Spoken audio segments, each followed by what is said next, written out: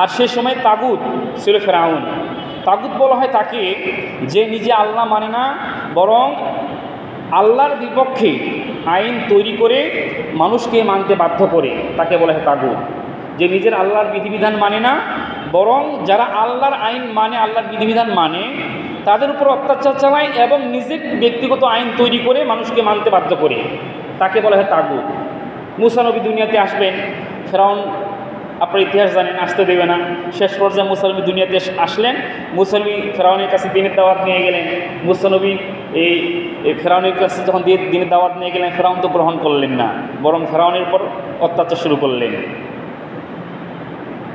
শুধু তাই নয়, মুসা নবী যখন জন্মগ্রহণ করবে, অসংখ্য ছোট ছোট বাচ্চা, পুরুষ ছেলে বাচ্চাকে হত্যা করেছিল ফেরাউন। সেই সময় বিরোধিতা করছে ফেরাউন। এরপরে হযরত ইব্রাহিম আলাইহিস সালাতু ওয়াস সালাম যখন দ্বীনের দাওয়াত নিয়ে আসলেন, সেই সময় বিরোধিতা করলেন নমরুদ। ইব্রাহিম নবীকে দুনিয়াতে আসতে দেবে না, শেষ পর্যায়ে আগুনে ফেলে মারার ষড়যন্ত্র করলো, কিন্তু পারেনি। শেষ পর্যন্ত বিরোধিতা করেই নমরুদ টিকে থাকতে পারেনি, জুতার বাড়ি খেয়ে দুনিয়া থেকে বিদায় নিয়েছে। মুহাম্মদ সাল্লাল্লাহু আলাইহি ওয়াসাল্লাম যখন দুনিয়াতে আসলেন, যতদিন পর্যন্ত ইসলামের দাওয়াত দেননি, মুহাম্মদ সাল্লাল্লাহু আলাইহি ওয়াসাল্লাম মক্কার আরববাসীদের কাছে আলামিন ছিলেন, সত্যবাদী আদর্শবান যুবক ছিলেন, খুব আদর্শবান যুবক ছিলেন। তার কথা সবাই মেনে নিত, তার ফয়সালা মেনে নিত। যখন মুহাম্মদ সাল্লাল্লাহু আলাইহি ওয়াসাল্লাম বললেন, ইয়া আইয়ুহান নাস কুলু লা ইলাহা ইল্লাল্লাহ, হে মক্কার লোকেরা তোমরা বলো লা ইলাহা ইল্লাল্লাহ, তাহলে তোমরা সফলকাম হবে, দুনিয়াতেও তোমরা শান্তি পাবে, মৃত্যুর পরবর্তীতে কি তোমরা মুক্তি পাবে, জান্নাত যেতে পারবে। কিছু লোক মুহাম্মদ সাল্লাল্লাহু আলাইহি ওয়াসাল্লামের হাতে হাত দিয়ে কালামা পড়ে ইসলাম ধর্ম গ্রহণ করেছিল, কিন্তু তৎকালীন সময়ে মক্কার সরকার ছিল আবু জাহেল, সে মেনে নিতে পারেনি। মুহাম্মদ সাল্লাল্লাহু আলাইহি ওয়াসাল্লামের সাথে শত্রুতা শুরু করলো। শুধু শত্রুতাই নয়, প্রথমত মুহাম্মদ সাল্লাল্লাহু আলাইহি ওয়াসাল্লামকে আপোষের প্রস্তাব দেওয়া হয়েছিল যে বাড়ি দিব, গাড়ি দিব, নারী দিব, ধন সম্পদ দিব, মক্কার প্রধান বিচারপতির পদ দিব, শুধু শর্ত হলে ইসলাম প্রচার করো না। মুহাম্মদ সাল্লাল্লাহু আলাইহি ওয়াসাল্লাম বললেন, না, এটা হবে না। ইসলাম প্রচার করা শুরু করলেন, আবু জাহেল নবীজির বিরোধিতা হয়ে দাঁড়ালো। শুধু বিরোধীই হননি, পৃথিবীর শুরু থেকে কিয়ামতের আগ পর্যন্ত মুহাম্মদ সাল্লাল্লাহু আলাইহি ওয়াসাল্লামের মতো এত ভালো মানুষ, সুন্দর মানুষ, চরিত্রবান মানুষ আর দুনিয়াতে আসবে না। কিন্তু সে মুহাম্মদ সাল্লাল্লাহু আলাইহি ওয়াসাল্লামের বিরুদ্ধে তারা ষড়যন্ত্র করলো। কি করলো? আল্লাহ কোরআনের মধ্যে তুলে ধরেছে সূরা মায়েদার মধ্যে, ওয়া ইয ইয়ামকুরু বিকাল্লাযীনা কাফারু লিইউসবিতুকা আও ইয়াকতুলুকা আও ইউখরিজুক ওয়া ইয়ামকুরুনা ইয়ামকুরুল্লাহ আল্লাহু খায়রুল মাকিরিন। নবী, আপনি মক্কার সবাইকে আপন মনে করেন, কিন্তু আপনার বিপক্ষে একটা সমাজ, একটি গোষ্ঠী দাঁড় হয়ে গেছে।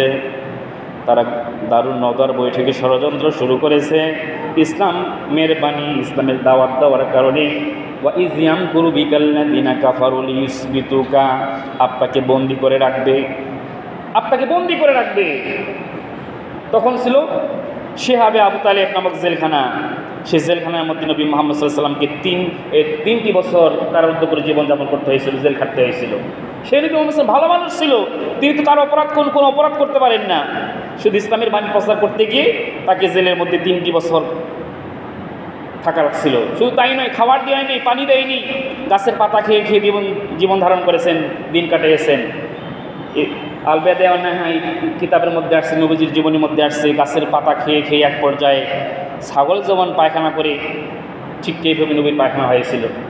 তার তো কোনো অপরাধ ছিল না, শুধু একটাই মাত্র অপরাধ, ঈমান এনেছিল আল্লাহর প্রতি আর কালেমার দাওয়াত দিয়েছিল। শুধু তাই নয়, নবীর বিরুদ্ধে ষড়যন্ত্র হয়েছিল, আও ইয়াকতুলুকা, নবীকে হত্যা করবে।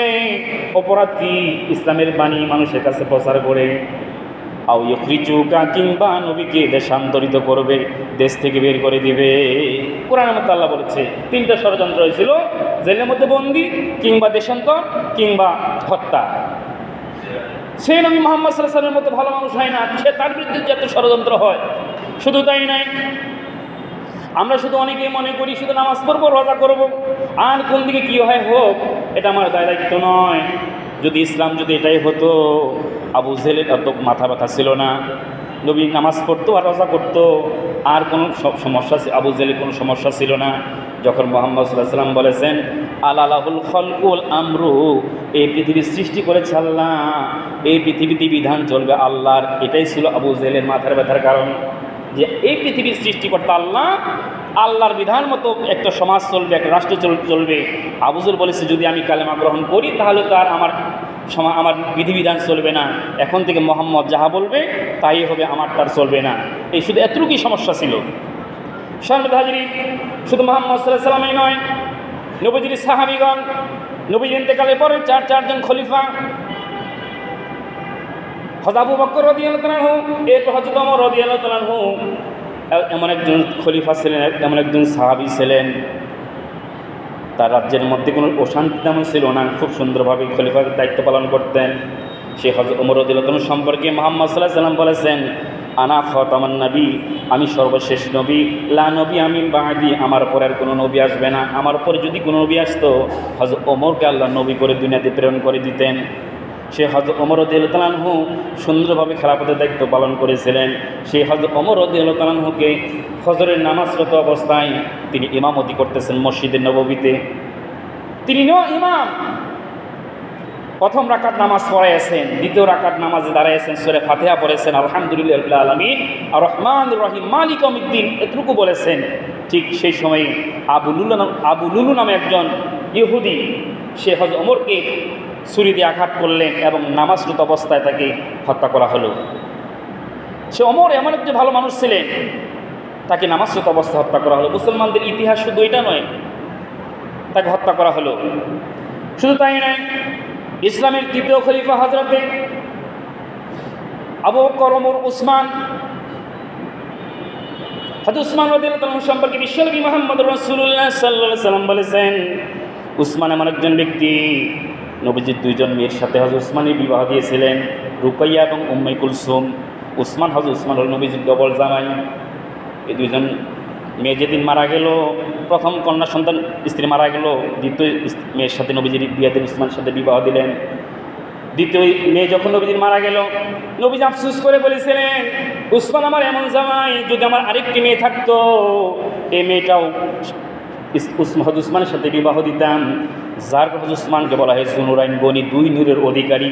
নবীজি দুইজন মেয়েকে বিবাহ করেছেন হযরত উসমান, যার হযরত উসমানকে বলা হয় জুনুরাইন গনি। এত নরম মানের সাহাবী ছিলেন। যখন কবরের পাশে যেতেন খুব কান্না করতেন। উসমানকে জিজ্ঞাসা করা হতো, আপনি কবর দেখলে তো কান্না করেন কেন? নবীজি জাহান্নামের বর্ণনা করে তখন কান্না করেন না।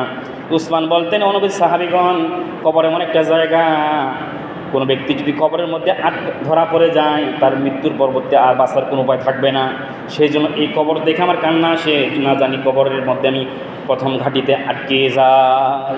সে উসমান রাদিয়াল্লাহু এত নরম মানে সাহাবী, সে উসমান রাদিয়াল্লাহু ফজর নামাজ পড়লেন, নামাজ পড়ার পরে বাসায় এসে কোরআন শরীফ পড়তেছেন, সেই কোরআন শরীফের উপরে ফেলাইয়া ঠিক তৎকালীন সময়ে মুনাফিকের দল উসমানকে কোরআন শরীফের উপর ফেলাইয়া জবাই করা হয়েছে। আজও মিশরের জাদুঘরে সেই হযরত উসমানের রক্তমাখা কোরআন শরীফ সেই মিশরের জাদুঘরে আছে। তিনি এত ভালো মানের সাহাবী ছিলেন, তাকে কোরআন শরীফের উপর ফেলাইয়া জবাই করা হলো। শুধু তাই নয়, ইসলামের চতুর্থ খলিফা হযরতে আলী, বিশ্বনবী মুহাম্মদ রাসূলুল্লাহ সাল্লাল্লাহু আলাইহি ওয়াসাল্লাম বলেছেন, আনা মদিনাতুল ইলম, আমি হলাম মদিনা শহরের ইলম, আলিউন ইনদা বাবুহা, আর আলী হলেন সেই ইলমের দরজা। হযরত ফাতেমাকে বিবাহ দিবেন মুহাম্মদ সাল্লাল্লাহু আলাইহি ওয়াসাল্লাম। মক্কার অসংখ্য ধনাত্মশালী ব্যক্তিরা বিবাহ প্রস্তাব দিয়েছেন নবী মুহাম্মদ সাল্লাল্লাহু আলাইহি ওয়াসাল্লামকে, রাজি হননি। নবী অপেক্ষায় ছিলেন কখন হযরত আলী আমাকে আমাকে বিবাহের প্রস্তাব দিবে, আর আলীর সাথে আমার মেয়ে ফাতেমাকে বিবাহ দিব। আলী তেমন ধনাঢ্য ছিলেন না, ধন সম্পদ ছিল না, কিন্তু তার চরিত্র, তার ব্যবহার খুবই নবীর কাছে অত্যন্ত প্রিয় ছিল। হযরত আলীর সাথে নবী মুহাম্মদ সাল্লাল্লাহু আলাইহি ওয়াসাল্লামের হযরত আলীর সাথে ফাতেমার বিবাহ দিলেন। আলী এমন একজন ব্যক্তি ছিলেন, সে আলীকেও হত্যা করা হয়েছিল। শুধু তাই নয়, মুসলমানদের ইতিহাস, নবীজির নাতি হাসান হুসাইনকে কারবালা প্রান্তরে জবাই করে হত্যা, দেহ থেকে মাথা আলাদা করা হয়েছিল। শুধু এটা হলো মুসলমানদের ইতিহাস। তারা সত্যের পক্ষে ছিল, যার কথা তাদেরকে হত্যা করা হয়েছে, দুনিয়া থেকে বিদায় করা হয়েছে, তাদেরকে শহীদ করা হয়েছে। সেই জন্য আল্লাহ রাব্বুল আলামিন বলেছেন, ওয়ামা লাকুম লা তুকাতিলুনা ফি সাবিলিল্লাহ ওয়াল মুস্তাদআফিনা মিনার রিজালি ওয়ান নিসাই والبلدان الذين يقولون ربنا أخرجنا من هذه القرية الظالم أهلها। হে আল্লাহ, আজকে আমি যদি এই ফিলিস্তিনের দিকে তাকাই, ফিলিস্তিনের ছোট্ট ছোট্ট অসহায় মাসুম বাচ্চারা, দুর্বল, বয়োবৃদ্ধ এবং যুবক, নারী এবং পুরুষেরা আল্লাহর দিকে তাকায় আছে, হে আল্লাহ আমাদেরকে এই জনপদ থেকে বের করে নিন। ঠিক এই আয়াত তখন নাযিল হয়েছিল যখন মক্কার পরিবেশ খুব খারাপ ছিল। মুহাম্মদ সাল্লাল্লাহু আলাইহি ওয়াসাল্লাম হিজরত করে চলে গেলেন মদিনায়। আর কিছু সংখ্যক ইমানদার ব্যক্তি ইমান এনেছে, হিজরত করে মদিনায় যেতে পারেননি।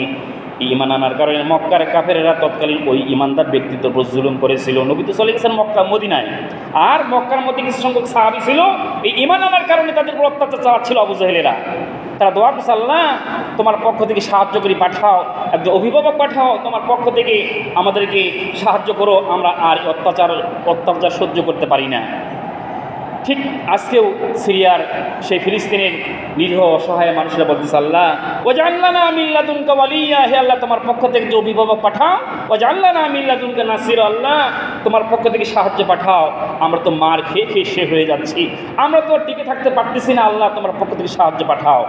ঠিক সেই সময়ে আল্লাহ রাব্বুল আলামিন এই আয়াতে কারিমা নাযিল করেছিলেন, ওমা লাকুম লা তুকাতিলুনা ফি সাবিলিল্লাহ, তোমাদের কি হলো, তোমরা নামাজ আর রোজা নিয়ে ব্যস্ত আছো, তোমরা কেন সংগ্রাম করতেছো না ওই সমস্ত দুর্বল অসহায় নারী পুরুষের জন্য যারা চিৎকার করে বলতেছে, আল্লাহ ওয়াজআলনা মিন লাদুনকা ওয়ালিয়্যা, হে আল্লাহ তোমার পক্ষ থেকে যে অভিভাবক পাঠাও, ওয়াজআলনা মিন লাদুনকা নাসিরা, তুমি আমাদের জন্য সাহায্যকারী পাঠাও। সেজন্য যদি নামাজ এবং রোজায় যদি ইসলাম হতো, মুহাম্মদ সাল্লাল্লাহু আলাইহি ওয়াসাল্লাম জীবনে 17 রাকাত নামাজ কাজা করেছেন। কি কারণে কাজা করেছেন? খন্দকের যুদ্ধ হবে, মুহাম্মদ সাল্লাল্লাহু আলাইহি ওয়াসাল্লাম সাহাবীদেরকে নিয়ে খন্দকের বত্ত করতেছেন। জোহরের আজান হলো, মুহাম্মদ সাল্লাল্লাহু আলাইহি ওয়াসাল্লাম বলেন, সাহাবীগণ তোমরা কাজ বন্ধ করো, আজান হয়েছিল, আমরা নামাজ পড়ি। নবীজি নামাজ পড়ার জন্য যাচ্ছেন, ঠিক সেই সময় জিবরাইল এসে বলছে, ইয়া রাসূলুল্লাহ নামাজ এখন পড়া লাগবে না, আপনি যে কাজে আছেন সেই কাজ করতে থাকেন। এভাবে জোহরের নামাজ আদায় করলেন না, আসরের নামাজ আদায় করলেন না, মাগরিবের ওয়াক্ত আদায় করলেন না, খন্দকের গর্ত করতে থাকলেন। এশারের আজান হলো, হযরত বেলালকে বললেন, গভীর রাত্রে বেলালকে বললেন আজান দাও। আজান হলো, একই সাথে জোহরের নামাজ, আসরের নামাজ, মাগরিবের নামাজ, এশারের নামাজ আদায় করলেন।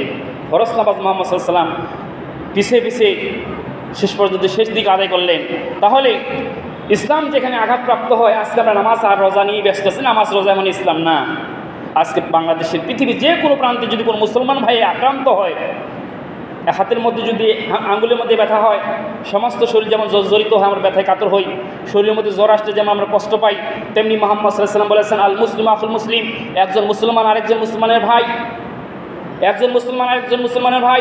আজকে সিরিয়ার ফিলিস্তিনের মুসলমান আজকে নির্যাতিত, নিপীড়িত, অসহায়, তাদের জন্য আমাদেরকে কথা বলতে হবে, তাদের জন্য আমরা যাহা করতে পারি আমাদেরকে করতে হবে, কারণ তারা আমাদের ভাই, তারা আমাদের মুসলিম বোন, তারা আমাদের সন্তানের মতো সন্তান।